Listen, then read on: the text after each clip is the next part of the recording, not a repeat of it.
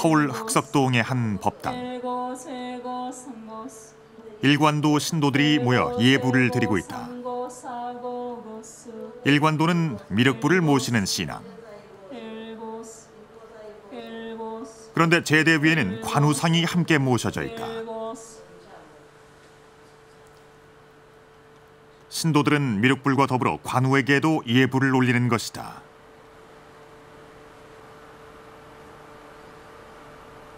그 삼국지에서 나오시는 간운장이시거든요. 그 부처님을 저희들은 꼭 모시고 있어요.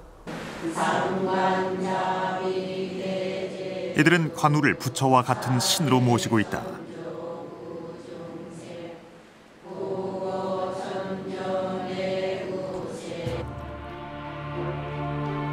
우리나라 전국 각지에서 지금도 관우는 신으로 모셔지고 있다.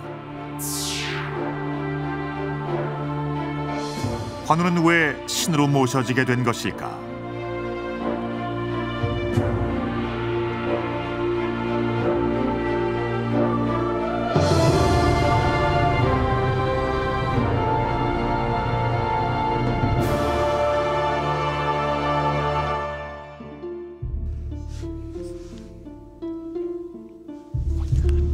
소설 삼국지에 등장하는 인물 가운데 가장 좋아하는 한 사람을 꼽으라고 한다면은 아마도 많은 분들은 관우를 선택하지 않을까 싶은데요.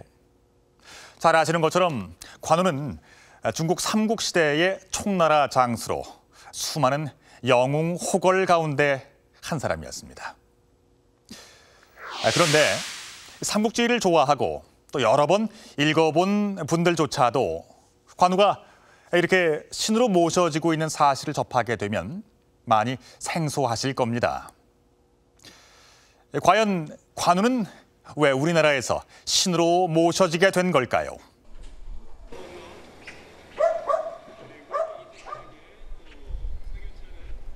서울 사당동. 이곳에 관우를 모시는 사당이 있다. 원래 남대문 밖에 있는 사당이라 하여 남묘라 불렀는데 1978년 주택 재개발 사업이 시작되면서 지금의 자리로 옮겨오게 됐다. 사당 안에 모셔진 것은 관우상. 서울의 사당 한가운데 왜 관우가 모셔지고 있는 것일까?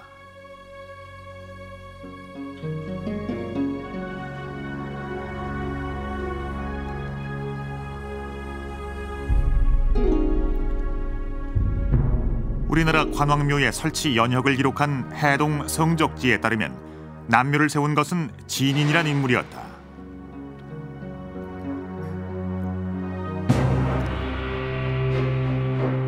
진인은 정유재란 때 조선에 파병 온 명나라 장수였다. 명의 장수가 왜 조선에 관왕묘를 세웠던 것일까? 선조 30년 조명연합군과 왜군은 울산성을 중심으로 치열한 전투를 벌인다.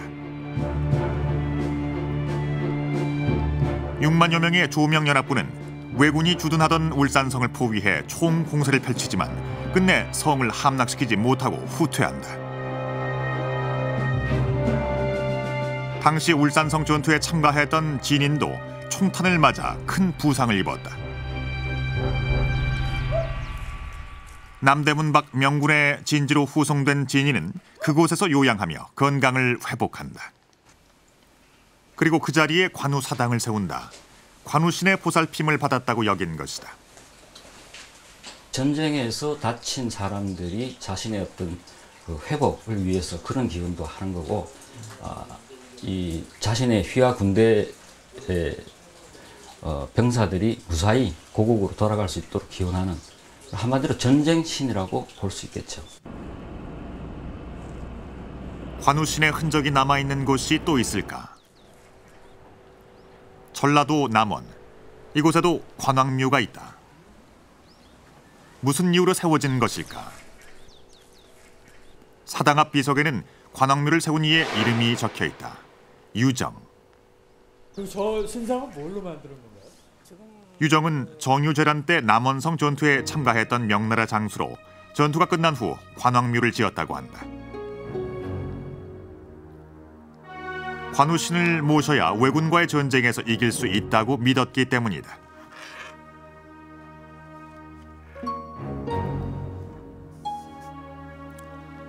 임진왜란을 계기로 조선 땅 곳곳에서 관왕묘가 생겨났다. 명나라 군대는 주둔지마다 관왕묘를 세웠다. 관원장을 그 숭배함으로써 군사들에게 어떤 그 자신감을 심어준다든지 관원장이 우리를 도와주고 있으니까 승리는 우리 것이라든지 하는 이런 어떤 사기를 진작하는 차원에서도 많이 이제 숭배를 했습니다. 당시 조선 조정에서는 관왕묘에 대해서 어떻게 생각하고 있었을까?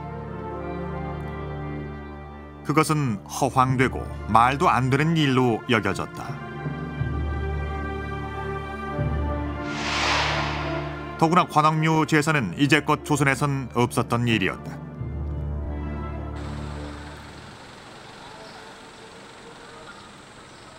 서울 숭인동. 이곳에 우리나라의 가장 대표적인 관왕묘가 있다. 바로 동묘. 동묘는 중국풍의 양식과 조선의 건축술이 결합된 국내 유일의 건축물이다. 동묘가 지어진 것은 임진왜란이 끝난 후다. 전쟁이 끝난 후에도 명나라 황제 신종은 서울에 관왕묘를 짓기를 요청했다. 당시 명나라는 관우신앙의 열기가 한창 고조되던 때였다. 특히 신종은 관우신을 열렬히 모시던 왕이었다.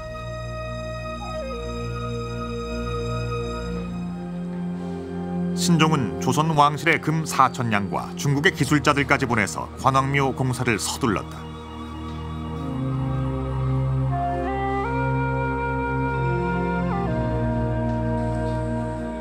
또 친필로 사당에 내걸 현판까지 써서 보내왔다.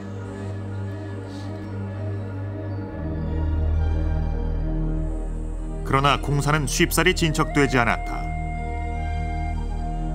전쟁이 막 끝난 어지러운 상황에서 공사에 필요한 막대한 인력과 물자를 조달하는 것만도 쉬운 일이 아니었다.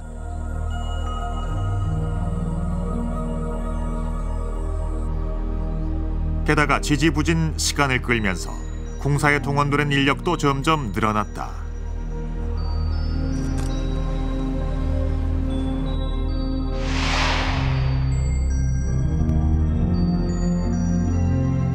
약 2년간에 걸쳐서 그 건물을 짓습니다.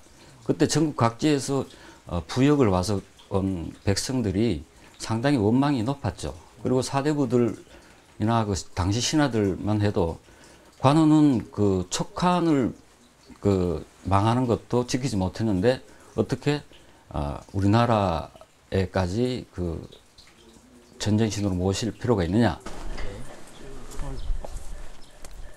경북 안동. 무한왕은 관우가 받았던 시호로 무한왕묘는 관우를 모시는 사당이다. 이곳은 임진왜란 때 안동에 주둔했던 명나라 장수에 의해 세워졌다. 그런데 당시 관왕묘는 이 자리에 있지 않았다고 한다. 원래는 목성선 인근에 지어졌는데 그곳은 공자를 모신 문묘와 마주보는 자리였다. 이에 유학자들이 나서서 자리를 옮긴 것이다. 또 그 이유 중에 하나가 성리학적 기반을 둔 그런 향인들에게는 중국인이고 무신인 그런 관우가 그들의 마음에 탐탁지 않았을 것이다, 이런 생각이 듭니다. 관왕묘가 문묘와 마주하고 있다는 이유만으로도 그 위치를 옮겼을 정도로 당시 관왕묘에 대한 인식은 매우 부정적이었다. 임진왜란이 끝나고 명나라 군대가 철수하자 조선의 관왕묘들은 아무렇게나 방치된다.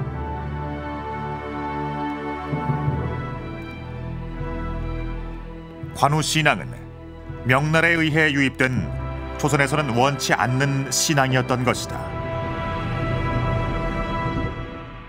관왕묘가 조선에 최초로 세워지게 된 것은 임진왜란 때 출병했던 명나라 장수들에 의해서입니다. 관우를 신으로 모시는 관우 신앙은 당시 중국의 황실뿐만이 아니라 민간에까지 아주 널리 퍼져 있었습니다. 지금까지도 관우는 중국인들에 있어서 최고의 신으로 모셔지고 있죠. 한데 역사 속의 한 실존 인물이었던 관우가 왜 중국에서는 신으로 모셔지게 된 걸까요? 중국 하남성 낙양시. 낙양은 후한말 삼국시대의 주요 무대였던 곳이다. 한눈에 보기에도 엄청난 규모를 자랑하는 이곳은 관림. 관우의 머리가 묻혀 있는 곳이다. 중국에선 무덤마다 붙이는 칭호가 다른데 황제의 묘는 능, 성인의 묘는 림이라고 한다. 관우의 묘를 관림이라고 하는 것은 관우를 성인으로 모신다는 뜻이다. 중국에선 공자와 관우의 묘만을 림으로 부른다고 하니 중국인들이 관우를 얼마나 높이 여기는지를 짐작할 수 있다. 关公是我们中华民族啊，这个人人都崇拜的一个忠义的一个英雄，我们都供他为神一样。对，做人为人正直、忠厚、善良。所以说，中华老百姓对关公这人啊都比较尊敬。 대전에 모셔진 관우상, 제군의 복장을 하고 왕관을 쓴 모습이다. 중국에서 관우는 신들 중에서도 최고의 신으로 모셔진다. 사당 뒤편엔 관우의 무덤이 있다.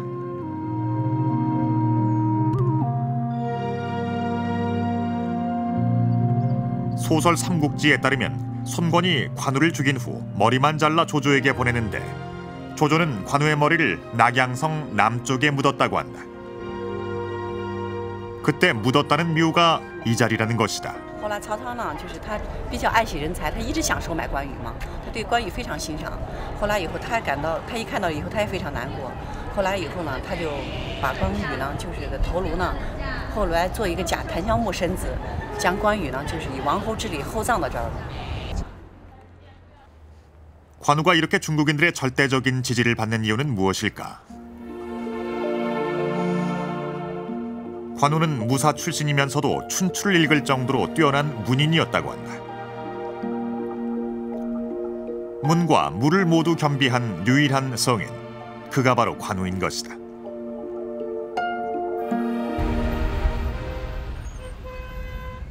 관우는 사당에서만 볼 수 있는 것이 아니다. 중국 어디서나 관우를 만날 수 있다. 낙양 시내의 한 인쇄공장. 공장 앞에 대형 관우상이 세워져 있다. 공장 바로 옆 사장의 집에는 거실 한가운데에 관우상이 모셔져 있다. 관우 씨는 중국인들의 일상과 늘 함께한다. 회사나 집, 식당 등 어디에서든 사람들은 관우를 신으로 모시고 있다. 办了以后，一个是这个生意顺利，再一个身体各方面都好。我们家常年基本上没有啥病，没有啥灾所以我们很感谢关公，说一直在拜下去包括现在后代都一直在拜。 중국에서 관우 신앙이 전국적으로 확산된 것은 송나라 때부터였다. 송휘종 때 관우는 제후에서 무안왕으로 봉해졌다. 무슨 이유로 관우를 높인 것일까? 송태조는 무를 경시하고 문을 숭상하는 문치주의 정책을 펼친 왕이었다. 때문에 송의 군사력은 크게 약화됐는데 송나라 주변의 유목민족들은 이를 기회로 송을 위협하기 시작했다. 이들 중 가장 강력한 세력은 거란족이었다. 송은 결국 거란족에 세운 요나라에 굴복하고 만다. 무력으로는 더 이상 외세에 대항할 수 없는 상황에서 송나라에서 대두된 것은 추희의 성리학이었다. 추희는 한족 중심의 정통성을 강조하는 역사서를 쓰면서 삼국시대의 촉한을 정통왕조로 규정했다. 이런 그 북방 민족들이 이 한족들을 크게 핍박하던 시기입니다. 그래서 어쨌든 이 난국을 극복하기 위해서 어떤 민족적인 어떤 영웅이 필요했고, 그 영웅이 하나의 그 대명사로서 나타난 사람 중에 하나가 바로 관우죠. 관우 숭배가 절정에 이르게 된 것은 명나라에 들어서면서부터였다. 임진왜란 때 조선의 파병을 지원했던 신종은 1582년 관우의 시호를 기존의 왕에서 협천대제로 올린다.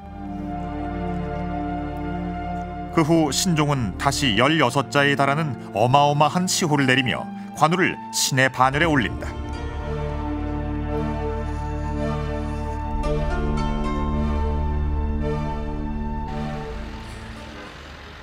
중국 운성시 해주, 관우의 고향이다.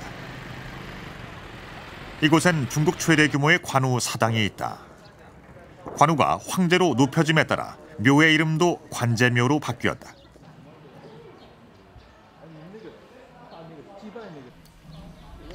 중국 전역의 수많은 사람들이 이곳을 다녀가는데 매년 참배객만 34만 명에 이른다고 한다. 这个都是一整块石头通体雕刻，可以给您说一下，这是咱们运城的石头本身就比较困难，它长好之后从那块运过来。 이들은 무엇을 기원하기 위해 이곳을 찾는 걸까?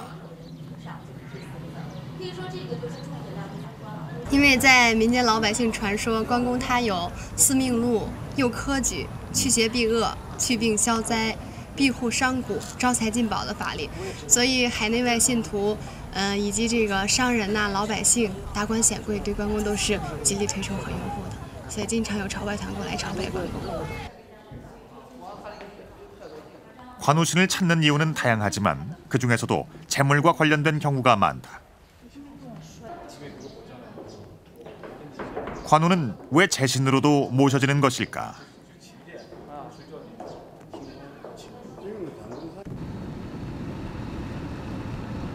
관우의 고향인 해주에는 중국 최대 규모의 소금 호수가 펼쳐져 있다.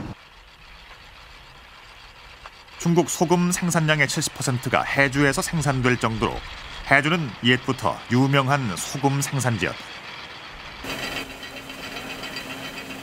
과거 산서성의 소금 상인들은 장사를 하며 관우신을 모셨는데 이들을 통해 관우가 제신으로 알려지기 시작했다. 맨 처음에는 산서 상인들이 관우를 모시기 시작했고, 그 다음에 산서 옆에 있는 섬서, 그 다음에 감숙성 상인들, 이 세 성의 이제 상인들이 다시 이제 융합해서 또 관우를 또 모시기 시작하고, 나중에 점점 전국적으로 퍼져서 모든 상인들이 이제 관우를 또 신으로 모시기 시작한 거죠. 북방 이민족에 의해 세워진 청나라에서도 관우 신앙은 계속 이어졌다. 당시 전국에 지어진 관우묘는 30여만 개, 공자묘보다 무려 100배나 많은 수였다.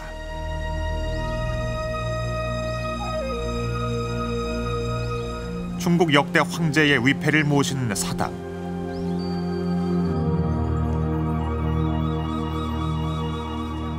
이곳에는 삼황 5제에서부터 명청대에 이르기까지 중국의 황제 188명의 위패가 모셔져 있다. 그런데 이들 중에서도 아주 특별하게 모셔진 한 사람이 있다. 바로 관우다. 다른 왕들과는 달리 관우만 별도의 사당에 모셔져 있다. 原因是什么呢？因为关老爷啊，他不光是被封为帝王，而且他以仁义神勇而著称。 所以在这里把它放在这块庙中庙里面，还有一个很深的含义，它是在护佑着和保卫着历代帝王。 장수에서 제후로, 제후에서 왕으로, 마침내 신으로 모셔진 관우. 관우는 이렇게 중국 최고의 신이 됐다. 중국인들이 사는 곳이라면 어디든 관우의 사당이 있다 할 정도로 관우는 중국인들이 가장 숭배하는 신이었습니다. 우리는 흔히 관우라고 하면 소설 삼국지, 그러니까 나관중의 삼국지 연의를 떠올립니다. 이 소설 속에서 관우는 유비에게는 의리를 다하는 충의의 화신으로 또 청룡 언월도를 휘두르면서 적을 무찌르는 용맹한 무사로 그려져 있습니다. 우리에게 이 관우가 친숙한 인물이 된 것도 이 삼국지연의의 영향일 텐데요. 과연 이 소설 삼국지는 우리에게 언제 처음 알려지게 된 걸까요?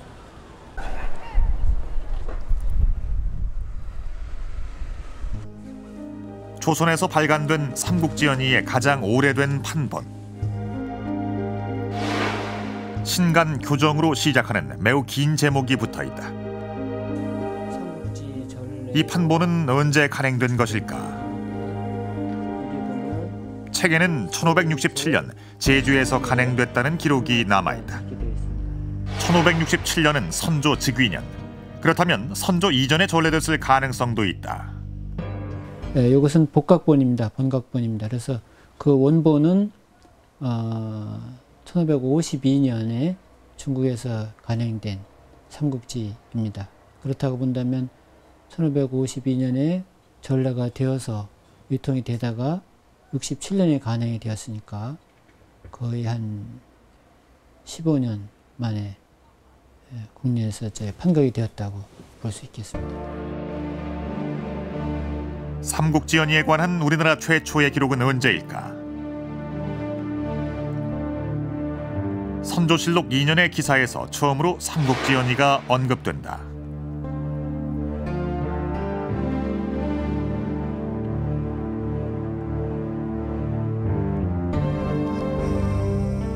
이는 선조가 기대승과 나누었던 대화로 당시 기록을 보면 삼국지연의가 이미 간행돼서 널리 퍼져 있었음을 알 수 있다. 그런데 당시 조선 왕실에선 삼국지연의에 대해 상당히 부정적이었다. 기괴하고 황당무계한 내용이라 하여 삼국지연의를 봐서는 안 될 책으로 여겼다.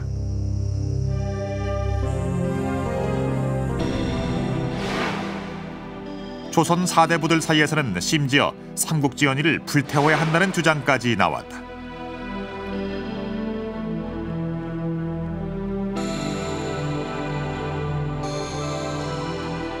삼국지연의는 왜 이렇게 비난받았던 것일까?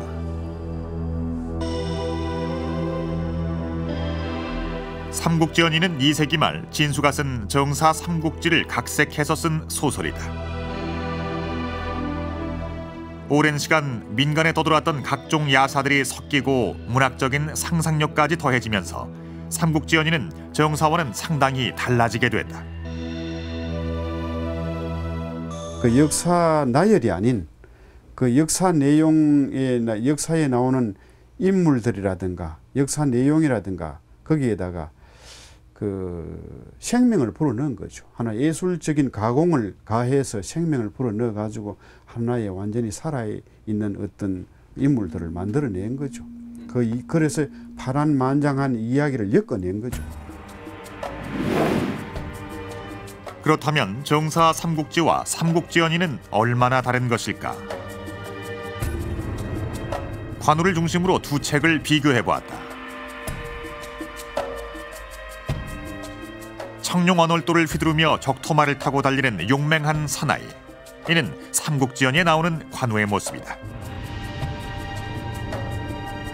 관우가 썼다는 청룡 언월도는 무게만 약 80근으로 요즘으로 치면 40kg이 넘는다. 하루에 1000리를 달린다는 적토마는 동탁과 여포, 조조를 거쳐 마지막으로 관우가 넘겨받아 죽을 때까지 탔다고 한다. 이것은 모두 사실일까? 정사 삼국지 어디에도 청룡 언월도에 관한 기록은 없다. 적토마는 대단한 명마라는 간략한 기록만 있을 뿐 관우가 탔다는 얘기는 없다.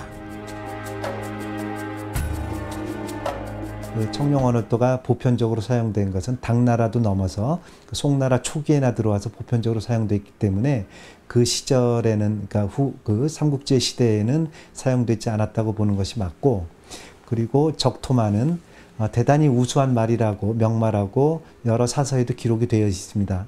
그렇지만 그 적토마의 주인인 동탁, 여포 그리고 관우가 죽을 때까지 탔다 그러면은 무려 30년이 넘게 타게 되었다고 할 수가 있습니다.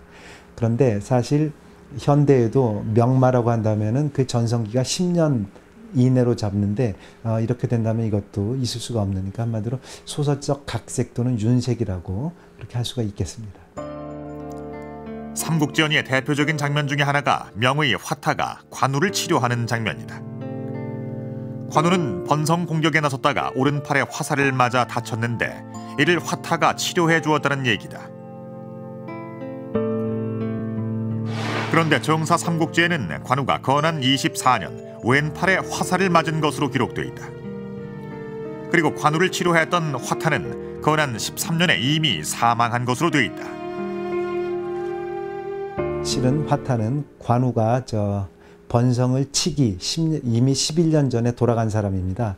그래서 관우랑 그 화타는 만난 적도 없고, 그리고 또 사실 관우는 오른손을, 삼국지에서는 이제 오른손을 다쳤다고 돼 있는데 그렇지 않고 왼손을 다쳤습니다. 삼국지연의에서 관우의 무용이 가장 확실하게 드러나는 장면은 이른바 오관참장이라 불리는 사건이다. 관우는 조조에게 잡혀 있다가 유비가 원소에게 있다는 얘기를 듣고는 두 형수를 모시고 유비를 찾아 나선다.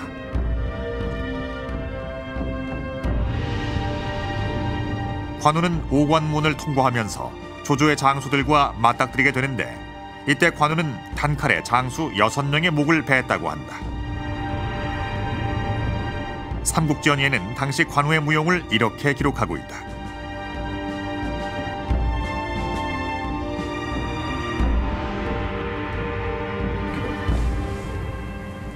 그러나 이 사건 역시 정사 삼국지에는 찾아볼 수가 없다. 정사에 기록된 것은 유비에게 돌아가는 관우를 쫓지 말라고 한 간단한 내용뿐이었다.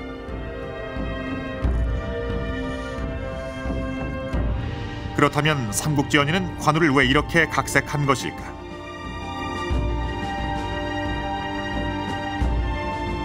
관우를 능가하는 무용을 지닌 사람들이 얼마든지 많이 있습니다. 그 시대에.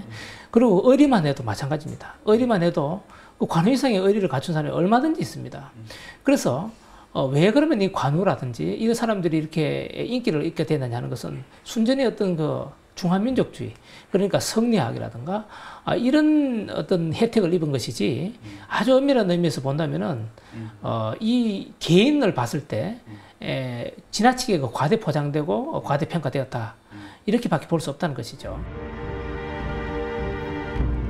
초창기 많은 비판을 받았던 삼국지연의는 시간이 지날수록 민중들의 큰 인기를 얻게 됐다.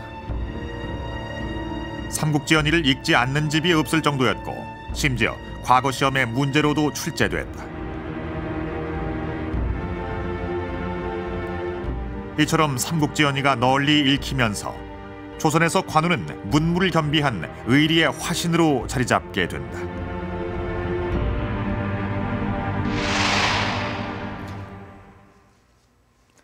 칠실삼허. 이 말은 삼국지연의를 두고 나온 말입니다. 그러니까 7은 사실이고 3은 허구다라는 뜻이죠. 이것은 삼국지연의가 정사가 아니라 각색이 된 소설이라는 사실을 다시 한번 강조하고 있는 것입니다.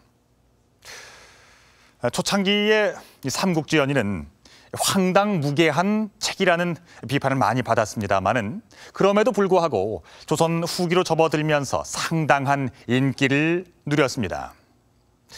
그 덕분에 조선 사회에서도 관우 신앙에 대해서 서서히 관심을 갖기 시작했죠. 이 관우 신앙이 본격적으로 자리를 잡기 시작한 것은 숙종대에 이르러섭니다. 서울 숭인동. 이곳 동묘는 현재 대규모 공사 중이다.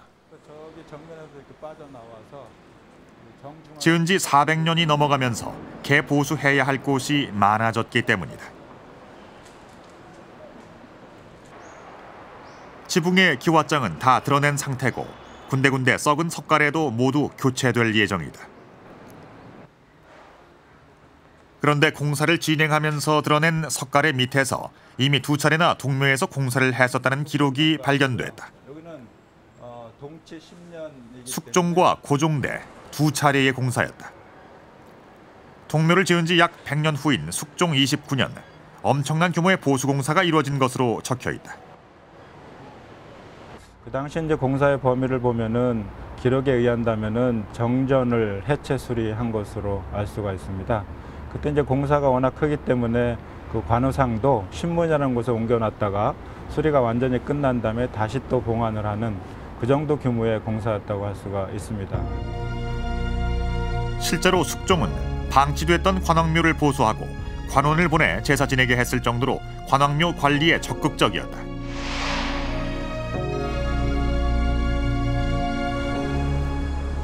이전 왕들에게서는 볼 수 없었던 일. 숙종은 왜 태도를 달리했을까? 충북 괴산. 화양 계곡이 내려다 보이는 자리에 만동묘가 세워져 있다. 만동묘는 숙종 30년 송시열의 뜻으로 지어진 사당이다. 임진왜란 때 조선을 도와준 명에 대한 보은으로 명나라 황제의 제사를 지냈던 사당이 바로 만동묘였다. 이 무렵 북방에 새로운 강자로 등장한 청나라. 동북지방 전역을 평정한 청은 급기야 명나라까지 무너뜨린다.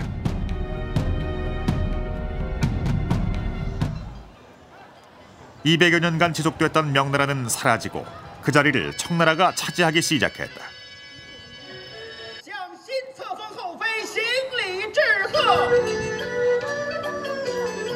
그러나 이 새로운 질서 앞에서 조선은 당혹스러워하고 있었다. 천하의 중심이었던 명나라가 사라진 현실. 조선으로서는 받아들이기 힘든 일이었다. 조선의 입장에서는 200년 동안 안정적으로 지속되던 명나라 중심의 동아시아 질서가 붕괴돼 버리는 전례 없던 경험들을 하게 됩니다. 그리고 그것과 더불어서 그 현실의 청나라가 명나라를 대체했다고 하는 사상적으로 받아들일 수 없는 현실을 설명하고 극복해야 하는 과제를 안게 됩니다. 당시 조선 지배층에선 새로운 사상 체계로 현실의 문제를 해결하고자 했다. 송시열을 중심으로 내세운 것이 바로 소중화의식이다. 이는 조선이 명나라를 대신할 새로운 중화이며 곧 명나라의 계승자라는 의식이다. 만동묘도 이러한 의식에서 짓게 된 것인데 만동은 만절 필동에서 나온 말이다. 만절 필동은 강물은 만 번을 꺾여도 반드시 동으로 흐른다는 뜻으로 명의 중화 문명은 조선만이 받아들이고 꽃 피울 수 있다는 속뜻이 숨어있다. 숙종년간 조선엔 모종강 판본의 삼국지연이도 들어왔는데 그 인기가 대단했다. 모종강의 삼국지연이는 당시의 역사인식을 강화하는 데 한 몫을 했다. 책의 서문엔 독삼국지법이라고 해서 이 책이 촉한이 정통이란 인식하에 쓰여졌음을 분명히 밝히고 있다. 정통의 위치를 상실하지 않았던 왕조들을 강조하는 역사인식을 새롭게 이제 만들어내게 되는데요. 이 과정 속에서 가장 중요시되었던 왕조가 금나라에 쫓겨서 내려가 있던 남송과 그다음에 서쪽에 치우쳐져 있던 촉한이었습니다. 그래서 이 두 왕조를 정통으로 인식하는 역사인식을 강조할 수 있다면 청나라하의 조선도 중화의 위상을 차지하는 데에는 커다란 어려움이 없다라고 하는 논리적인 설명을 할 수 있었던 것이죠. 이런 분위기 속에서 숙종은 자주 능행을 하며 군사훈련을 실시했다. 그때마다 군사들과 함께 관왕묘를 참배하고 관우의 충의를 강조했다.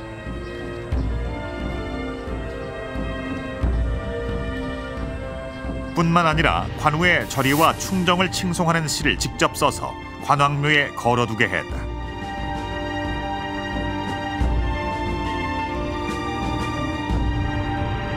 왕의 권위라는 것이 흔들리고 있었고 심지어는 군사권마저도 이 소위 그 붕당들의 그 사병화되는 그런 경향이 있었습니다. 이런 시기에 숙종에게 절실하는 것은 바로 왕권 강화의 문제였는데요. 따라서 이 숙종은 이 왕권 강화를 위한 어떤 그 영웅적인 존재로서 또 이 왕권 강화를 뒷받침해 줄 수 있는 영웅적인 존재로서 관훈장을 주목했고,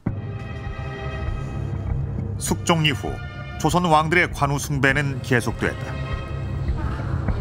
영조는 즉위하자마자 동묘에 참배했다. 또 갑옷을 입고 관왕묘에서 군례를 행하기도 했다.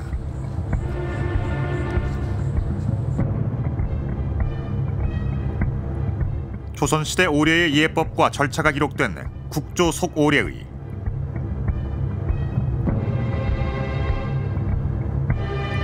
영조는 당시의 국가의례를 다시 정리하면서 관왕묘에 대한 제사를 국가제사의 하나인 소사에 포함시켰다.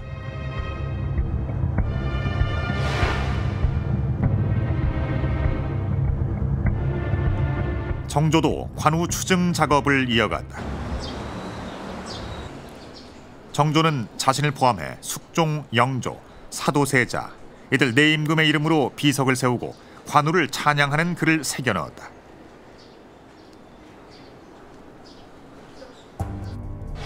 그런데 재미있는 것은 비문에서 정사가 아닌 소설 삼국지의 이야기가 많이 등장한다는 것이다. 관훈장이 청룡을 또를 사용했다든지 또는 그 관우의 5명의 보아, 5관의 5관문을 지키는 장수들을 지켰다든지 하는 내용들이 그대로 나타나고 있습니다. 그런 걸 보면은 역시 그 관훈장 신앙의 확대에는 2세기 후반 진수가 쓴 삼국지보다는 이 나관중이 쓴 삼국지 연의가 훨씬 큰 영향을 미쳤던 것 같습니다. 조선 왕실에서 관왕묘를 인정하기 시작하면서 관우 신앙은 민간으로도 퍼져나간다.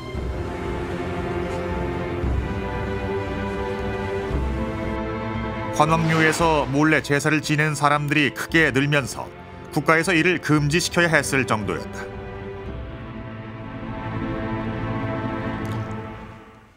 이 관우가 이처럼 조선에서도 신이 될 수 있었던 것은 충의의 상징인 관우의 존재를 부각시킴으로써 왕권을 강화하려 했던 조선 왕들의 정치적 목적이 있었기에 가능한 것이었습니다. 왕실에서 시작해서 민간으로까지 확산했던 조선의 관우 신앙은 이후 어떻게 변화돼 갔을까요? 목사님, 이 일대가 그러니까 북묘가 있던 자리인가요? 예, 맞습니다. 여기가 북묘 서울 명륜동. 있던 곳인데 그 흔적으로 이곳에 북묘가 있었다고 한다. 이곳이 북묘 터임을 짐작케 하는 흔적이 남아있다. 바로 하마비. 하마비는 조선시대 종묘와 벌문 앞에 세웠던 비석이다. 우암 선생이 살던 집터가 있던 곳이었는데 인근 주택가 골목에 북묘의 위치를 알려주는 또 다른 단서가 있다. 이곳에 살았던 우암 송시열이 남긴 글씨. 벽에 새겨진 증주 병립이란 글자가 그 단서다.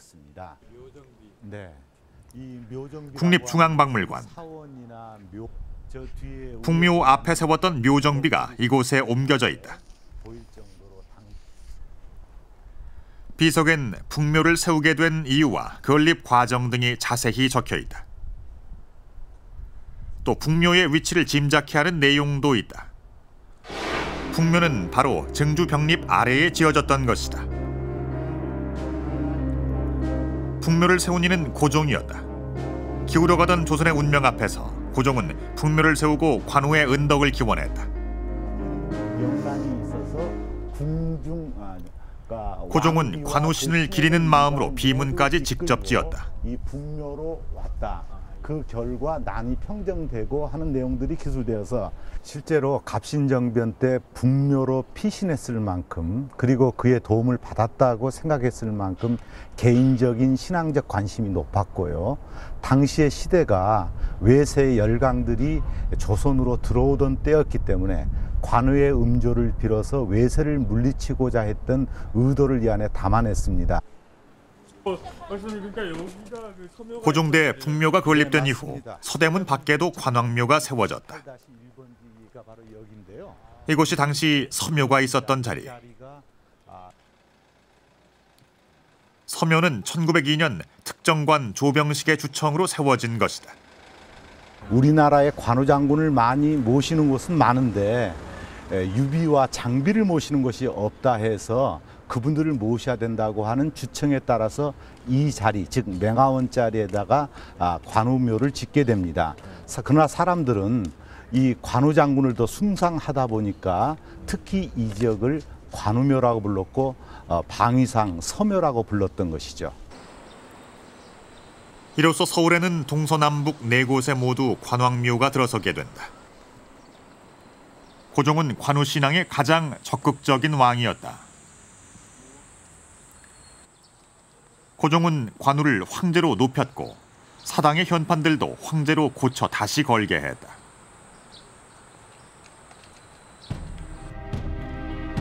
고종의 적극적인 시책으로 인해 초창기 6개에 불과하던 우리나라의 관왕묘는 30여 개 이상으로 크게 늘어났다.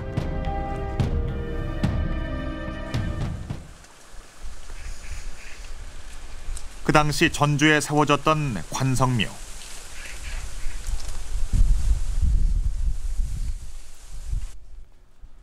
(1895년) 관찰사 김성근이 유지들의 뜻을 모아 세운 사당이라고 한다. 이곳에서는 지금도 관우신을 모시고 있다. 그런데 흥미로운 것은 이곳에서 관우는 개인의 운명을 점치는 신으로 모셔진다는 사실이다.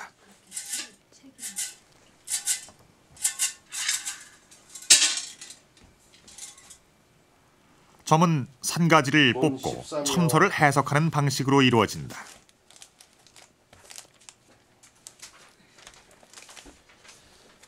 인편을 빌고 남을 인하는 것이 정께가 아니로다. 이 요자를 끌면 단정코 가히 왕후를 보리라. 올해 다 좋습니다. 왕후를 볼 정도가. 관우신은 민간에 정착되는 동안 민중들의 기륭 화복을 책임지는 신으로 자리잡게 됐다. 일이 인간 개수나무 가을에 있나니라. 이를 받드는 그 부분은 핵은 첫 번째는 관사를 막아준다고 합니다. 두 번째는 관운을 받고자 하시는 분. 세 번째는 병을 다스리는 곳이다. 그래서 이것을 갖다가 많이들 찾고 있습니다. 그런데 대한제국의 국운이 기울면서 관우 신앙도 급속히 쇠퇴했다.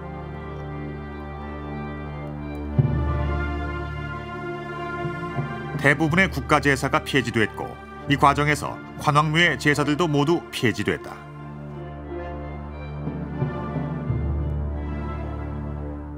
이제 그 독립국가의 표상이었던 국가제사, 국가에서 어떤 신들과 바로 통할 수 있다고 하는 이런 면들이 용납될 수 없는 부분이었고, 따라서 이제 국가제사가 전반적으로 폐지되게 됩니다. 그때 이 관원장을 모시던 동묘라든지 남묘라고 하는 것도 이 국가제사에서 제외되게 된 것입니다. 이후 우리나라의 관우 신앙은 어떻게 됐을까? 백자 조각에 새겨진 관성교 경전. 관성교는 1920년대에 창설된 신흥 종교로 관우 신앙을 가진 사람들이 모여 만든 조직이었다. 관성교도들은 동묘에 본물을 두고 관우신을 모셨다. 신도들 중에는 상인이 많았다고 한다. 동묘 앞에 세워져 있는 석등. 백목전에 상인들이 바쳤다는 글이 새겨져 있다. 당시 상인들의 종교 활동을 엿볼 수 있다. 관우 신앙은 1900년대 중반까지도 대중적인 호응을 얻고 있었다.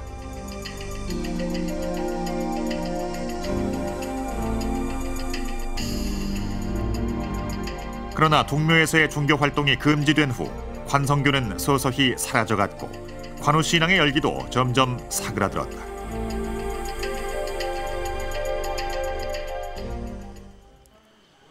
우리나라에 아직 관우 신앙의 흔적이 남아있을까? 강화도에 있는 동관제묘.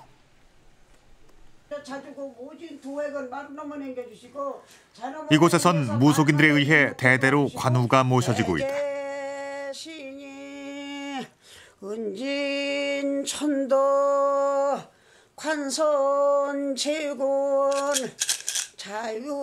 관우 씨는 이렇게 무속신앙의 일부로 편입됐다.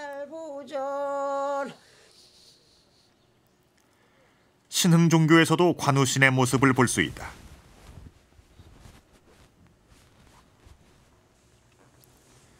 이곳에서 관우는 미륵부처를 수호하는 최고의 신으로 모셔지고 있다. 관성제군님이시라고요. 그 미륵부처님이 오실 때 미륵부처님을 쉽게 말해서 호위하시는, 도와주시는 신장님이라고 보시면 됩니다. 한국 종교에서는 옥황상제나 그 미륵부를 보좌하는, 호위하는 가장 중요한 신격으로서 이해되고 있고요. 그 이후에는 삿된 기운, 귀신을 쫓는 가장 절대 권력을 지닌 신장 혹은 수련하는 자들을 보호하는 그런 신격으로 남아 있습니다. 이런 신앙은 그 인간이 그 살아가면서 갖춰야 될 모든 덕목을 구현했던 인물로 믿어지는 것이기 때문에 관제신앙은 그 맥은 계속 이어져 나갈 것이라고 봅니다. 400여 년 전 임진왜란을 계기로 우리나라에 전래된 관우신앙. 많은 우여곡절을 겪으며 이 땅에 뿌리내린 관우신앙은 지금도 다양한 형태로 그 명맥을 이어가고 있다. 오늘 우린 조선에 관우신앙이 어떻게 들어왔으며 어떤 형태로 정착되어 왔는지를 살펴보았습니다. 물론 오랜 세월이 흐르는 동안 관우신앙엔 여러 변화가 있었지만 그 명맥은 꾸준히 이어져 왔고 우리나라를 비롯한 아시아 전역으로 확대됐습니다. 오랜 시간 동안 관우가 신으로 모셔질 수 있었던 것은 인간의 가장 이상적인 덕목이라고 여겨졌던 충과 의를 바로 관우에게서 찾을 수 있었기 때문이 아니었을까요?